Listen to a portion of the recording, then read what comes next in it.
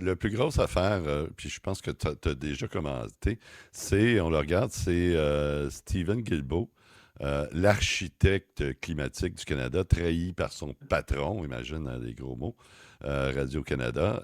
Il a démissionné comme ministre de la culture, du patrimoine canadien, puis il y avait quelques autres portefeuilles ministres.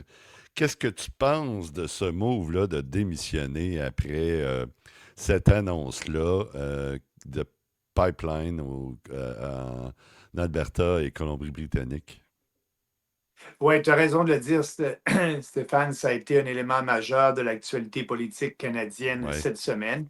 Le fait que Mark Carney a signé une entente avec la première ministre de l'Alberta, Danielle Smith, pour le développement futur de l'industrie de gazifère et aussi le développement d'un oléoduc, d'un pipeline que l'Alberta demande depuis longtemps, de l'Alberta jusqu'en oui, Colombie-Britannique, pour que le pétrole albertain puisse avoir accès à d'autres marchés que seulement le marché américain. Et lorsqu'on parle du pétrole albertain, c'est le Canada, là, on est tous désavantagés par ça, parce qu'il y a des taxes et les impôts qui sont payés par ces compagnies-là. Et le fait qu'on exporte notre pétrole aux Américains à un prix qui n'est pas le prix du marché mondial, parce il y a une enclave, on ne peut pas aller développer d'autres marchés, on n'a pas accès à la mer, et donc c'est important. Et je pense que Carney l'a bien compris, parce qu'il veut prôner le développement économique, et l'industrie pétrolière est un pilier du oui, développement économique au Canada.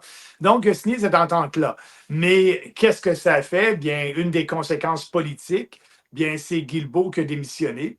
Moi, je pense que pour Carney, c'est un petit prix à payer, parce que bien plus d'avantages d'avoir l'industrie pétrolière qui puisse continuer à se développer pour l'Ontario, pour le Québec, pour le Canada. Et Guilbeault a bien dit qu'il restait un libéral qui est sans oui. portefeuille, donc un député. Donc pour lui, il ne perd pas de vote lors d'un budget ou d'un vote de confiance. Et